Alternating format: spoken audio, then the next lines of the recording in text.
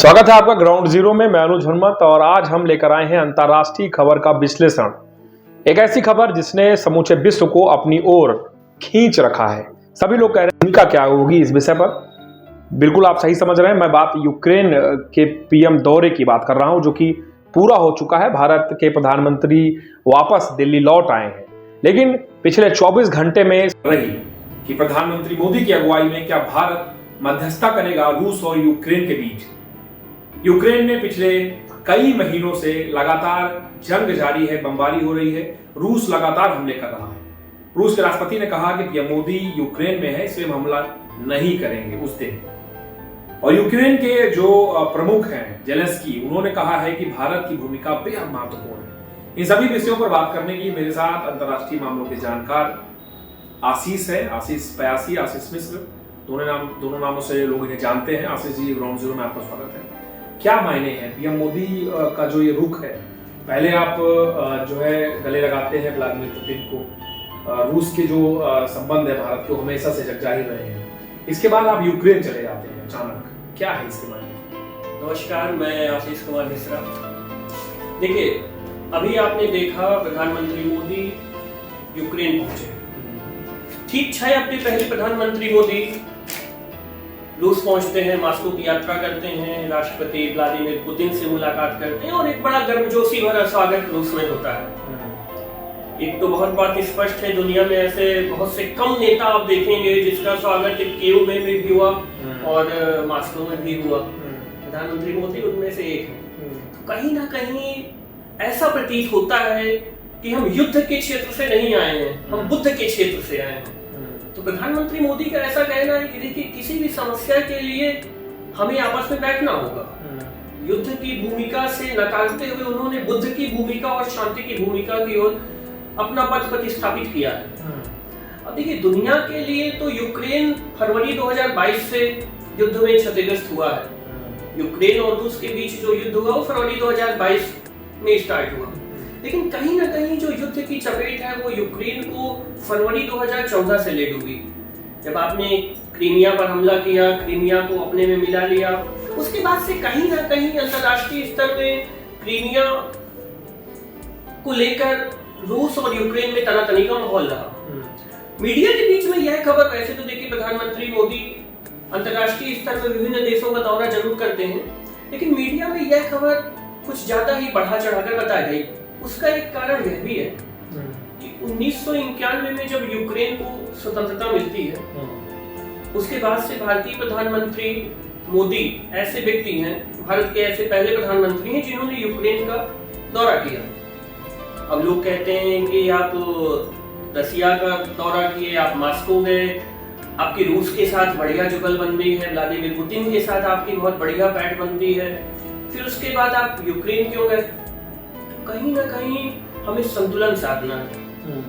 आप देखेंगे प्रधानमंत्री मोदी जब मॉस्को का दौरा कर रहे थे, उसी समय वाशिंगटन डीसी में नाटो की बैठक होना था और ठीक उसी समय रूस ने यूक्रेन में एक शरणार्थी कैंप में और एक हॉस्पिटल में हमला किया गया। यूक्रेन के रूस ने हमला किया, उसमें संयोग से 40 लोगों के सहित 3 बच्चों की मौत हुई। उस खबर को यूरोपीय मीडिया ने, यूक्रेन की मीडिया ने, यूएसए की मीडिया ने बढ़ा चढ़ाकर दिखाया। यहां तक कि यूक्रेन के जेलेंस्की साहब ने तो ये तक कह दिया कि विश्व के सबसे विशालतम लोकतंत्र का प्रतिनिधि जब आपके पास बैठा हुआ है, यानी मोदी जी स्वयं रूस में बैठे हुए हैं, मॉस्को में बैठकर व्लादिमीर पुतिन साहब से बात कर रहे हैं, उसी दौर में रूस हमला कर रहा है। तो सबसे विशालतम लोकतंत्र का प्रतिनिधि एक शांति की वार्ता लेकर गया है और उस दौरान भी हमले हो रहे हैं। तो ये किस प्रकार की शांति है? कहीं ना कहीं पश्चिमी मीडिया है, पश्चिमी देश है, वे भारत से नाराज हुए। एक संतुलन साधने के लिए प्रधानमंत्री मोदी यूक्रेन पहुंचे। प्रधानमंत्री मोदी जब यूक्रेन पहुंचे, उन्होंने जेलेंस्की साहब से कीव में मुलाकात की। कहीं ना कहीं वह एक भाव क्षण था, क्योंकि यूक्रेन लगभग 2 वर्षों से युद्ध की चपेट में है, अर्थव्यवस्था क्षतिग्रस्त हो चुकी है। उन्होंने जेलेंस्की साहब को एक सांत्वना जरूर दिया लेकिन चूंकि ये भारत के लिए अभी नया पड़ाव है, हालांकि हम पहले भी चाहे कोरियाई युद्ध रहे हो, फ्रेंच इंडो चाइना वार रहा हो, हमने शांति स्थापित किया है। आप सीरिया में अटैक रहा हो, इजराइल ईरान का मसला रहा हो, तो विश्व पटल में एक हमारी छवि, और जैसा कि कहा जाता है कि भारत हमेशा शांति के लिए जाना जाता है। भारत के कोई भी नेता रहे हो, किसी भी पार्टी की सत्ता रही हो, हमेशा हमारा मानना यह रहा है कि हम युद्ध नहीं चाहते। हम पहले किसी पर आक्रमण करेंगे नहीं, यदि कोई आक्रमण करता है तो हम अपना बचाव जरूर करेंगे। विपक्ष तो घेर रहा है ना इस मुद्दे पर, विपक्ष कह रहा है कि आप मणिपुर की हिंसा पर शांत रहे, वहां पर भी गले लगा लेते लोगों को जाकर के। नहीं, बिल्कुल, देखिए कहीं ना कहीं राजनीतिक रोटियां तो हर जगह सेकी जाती हैं। विपक्ष का काम है आलोचना करना। अब देखिए, अगर विपक्ष आलोचना नहीं करेगा तो फिर सत्ता पक्ष और विपक्ष में अंतर ही क्या रह गया। और ऐसा नहीं है कि देखिए प्रधानमंत्री मोदी मणिपुर नहीं गए, हालांकि कहीं ना कहीं यह एक नकारात्मक प्रभाव समझ में आता है, लेकिन मोदी के न जाने के बावजूद लगातार उन्होंने नजर बनाए रखा। आज आप मणिपुर की स्थिति देखेंगे तो वहाँ पर शांति कायम है। कई केंद्रीय मंत्रियों ने मणिपुर का दौरा किया। अच्छा, पहले वाले जो सीजन पहला था मोदी जी का, पहले और दूसरे सीजन में बैटिंग कुछ एग्रेसिव थी, मध्यस्थता वाली भूमिकाएं कम थी, हम जिसके साथ हैं उसके साथ हैं ऐसा नजर आता था। लेकिन इस बार अब दो नाव में सवारी करने की कैसा रहेगा, भविष्य कैसा होगा अंतर्राष्ट्रीय स्तर पर? देखिए, अंतर्राष्ट्रीय स्तर में तो आप देखेंगे जब मोदी जी अभी तीसरे टर्म में सत्ता में आए तो शुरुआत के 2 महीने तो ऐसा लग रहा था कि वह कहीं ना कहीं थोड़ा सा दबे हुए महसूस कर रहे हैं। उसके बाद बजट सेशन हुआ, बजट आया, लोगों ने कहा कि बिहार और आंध्र प्रदेश के लिए काफी बजट सेशन किया गया, कई राज्यों के लिए कम बजट दिया गया, लेकिन ऐसा नहीं है। देखिए, अभी आप 15 अगस्त में अगर आप देखिए, स्वतंत्रता दिवस के दिन लाल किले से जब प्रधानमंत्री ने अपना भाषण दिया तो उसमें कहीं ना कहीं एक साफ चेतावनी थी कि हम किसी से दबने वाले नहीं हैं। पिछले विगत 10 वर्षों में 2014 से 2024 तक हमने जिस प्रकार से कार्य किया है, चाहे वो हमारी घरेलू नीति रही हो, चाहे हमारी वो अंतर्राष्ट्रीय नीति रही हो, हम दबने वाले नहीं हैं। भले ही आज हम, जैसे कि हमारा नारा था, प्रधानमंत्री मोदी का नारा था, सत्ताधारी पार्टी बीजेपी का नारा था, उसके संगठक दलों का नारा था कि हम 400 पार जाएंगे, वह संभव नहीं हो सका। बहुमत के करीब पहुंचे, बहुमत तक नहीं पहुंच पाए, हमें दूसरे का सहारा लेना पड़ा। लेकिन आप देखिए, जो घटक दल है वो तो पहले से साथ में थे ना।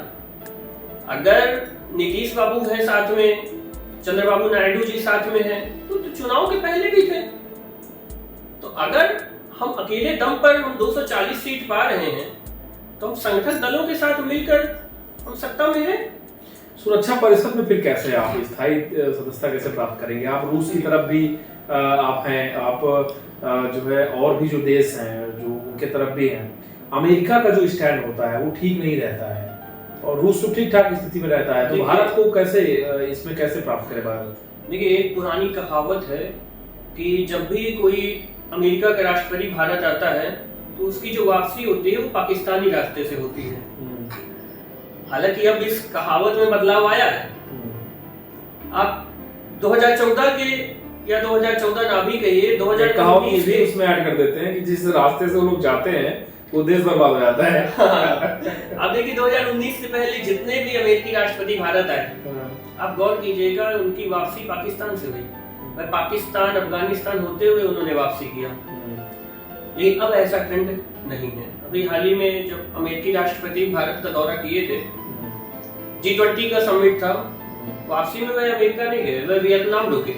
वियतनाम में उन्होंने प्रेस कॉन्फ्रेंस किया, हालांकि उसमें कुछ आलोचनाओं का भी सामना करना पड़ा भारत को, वह एक दूसरी बात है। लेकिन अमेरिका का देखिए, अमेरिका, हम भारत को एक ग्लोबल साउथ के तौर पर देखते हैं। आज आप देखेंगे जो भारत की नेबरहुड की पॉलिसी है, यानी कि पड़ोसियों को हम पहले देख रहे हैं। हम बांग्लादेश को देख रहे हैं, हम नेपाल, भूटान, हम श्रीलंका को देख रहे हैं, हम पाकिस्तान, अफगानिस्तान को देख रहे हैं, हम पहले पड़ोसियों को देख रहे हैं। दूसरी बात क्या है, एक कमी जो भारत में दिखती है, दूरदर्शी सोच मुझे भारतीय राजनेताओं में कम समझ में आती है। अंतर्राष्ट्रीय मामलों में भी आप चाइना को देख लीजिए, आप रशिया को देख लीजिए। चाइना देखिए, अफगानिस्तान, श्रीलंका, पाकिस्तान, हर जगह अपना दबदबा। हमारी क्या है, हम सिर्फ एक दिशा में सोच रहे हैं। हमारी आज से 20 साल, 25 साल, 50 साल बाद वाली सोच नहीं है। तो कहीं ना कहीं अंतर्राष्ट्रीय स्तर पे हमें इस बात के लिए नकारात्मक प्रभाव जरूर देखना पड़ता है। लेकिन चूंकि ग्लोबल साउथ के तौर पर हम अपनी एक पहचान बनाना चाहते हैं, हम ये दिखाना चाहते हैं कि दक्षिणी क्षेत्र में भारत एक संपूर्ण देशों का प्रतिनिधित्व कर रहा है। आज जब अमेरिका देखता है साउथ की तरफ, रसिया देखता है साउथ की तरफ, चाइना देखता है साउथ की तरफ, यूरोपियन कंट्री या यूरोपीय यूनियन देखते हैं साउथ की तरफ, उनकी पहली नजर श्रीलंका पे नहीं पड़ती, नेपाल पे नहीं पड़ती, म्यांमार पे नहीं पड़ती, थाईलैंड पे नहीं पड़ती, सिंगापुर पे नहीं पड़ती, भारत पे पड़ती है। आखिर क्यों? क्योंकि हमने अपने आप को एक ग्लोबल साउथ के तौर पर उत्तरित कर लिया है। अगर युद्ध रुकता है, क्योंकि जो स्थिति समझ में आ रही है, अगर इस दौरे के बाद युद्ध में कमी आती है या युद्ध रुकता है, तो क्या प्रधानमंत्री मोदी इसके लिए जिम्मेदार होंगे?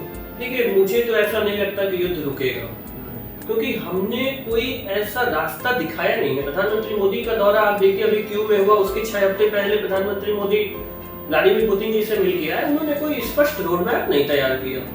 इसके पहले आप देखिए चाइना, ब्राजील है, तुर्की के जो नेता हैं वो तो गए और हो सकता है व्लादिमीर पुतिन ने खुद कहा हो कि आप मोदी जी होके आइए, क्योंकि मुझे ऐसा लगता है कि जिस देश में लगातार युद्ध होते हैं, कोई कितना भी बड़ा विकसित देश हो, अस्थिरता आती है लोगों में।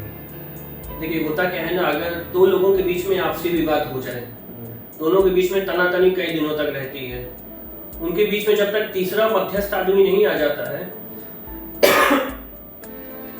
तो उनके बीच में वह जो मनमुटाव है वह लगातार बढ़ता रहता है। अगर प्रधानमंत्री मोदी एक तीसरे की भूमिका में आकर मॉस्को और कीव दोनों को पास लाते हैं, तो इससे बढ़िया संदेश क्या होगा? यूक्रेन की अर्थव्यवस्था तबाह है, राजधानी कीव तबाह है, कहीं ना कहीं उसकी वजह से तेल के दाम हो, महंगाई हो, वह बढ़ रही है, यूरोपियन यूनियन परेशान है। रसिया, आपको क्या लगता है कि रसिया एक ब्रॉड नेशन होने के बावजूद क्या उसको समस्या नहीं होंगी?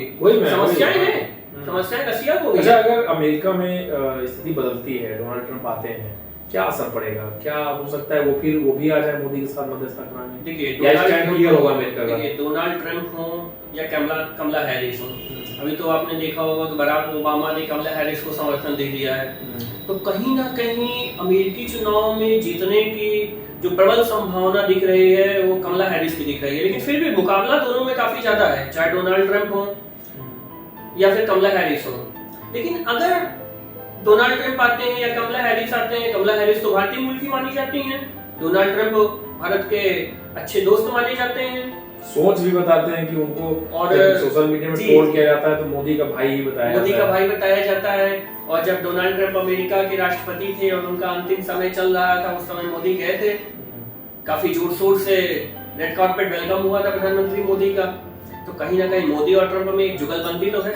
लेकिन आप देखेंगे कि अमेरिका में कोई भी राष्ट्रपति रहा हो, भारतीय प्रधानमंत्री और अमेरिकी राष्ट्रपति की जुगलबंदी जगजाहिर है। आप अमेरिकी राष्ट्रपति और रूस के राष्ट्रपति को उठा लीजिए, रूस के राष्ट्रपति तो हालांकि लगातार 2000 के दशक से व्लादिमीर पुतिन बने हुए हैं, लेकिन पुतिन के रिश्ते कहीं ना कहीं अमेरिका से उतने बेहतर नहीं रह पाए।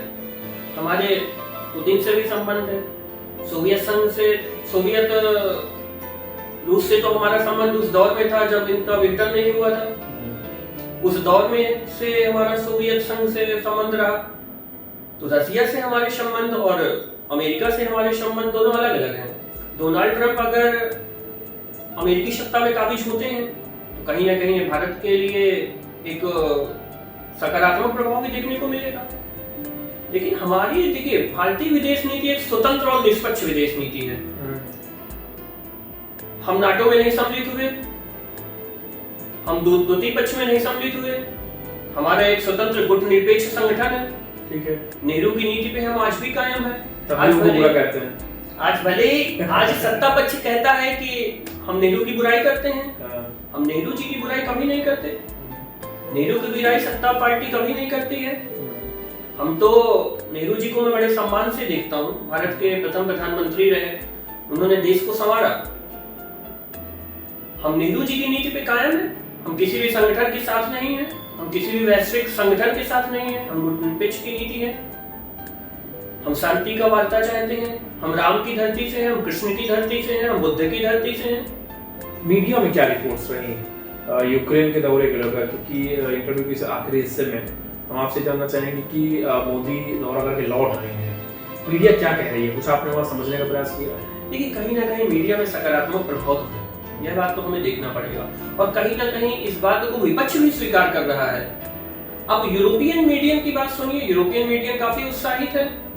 हालांकि यूक्रेन के दौरा करने के बाद जो अमेरिका का मीडिया है, रशिया मीडिया है और रूस का जो मीडिया है, उसमें कहीं ना कहीं उसकी भावनाएं तनी हुई है।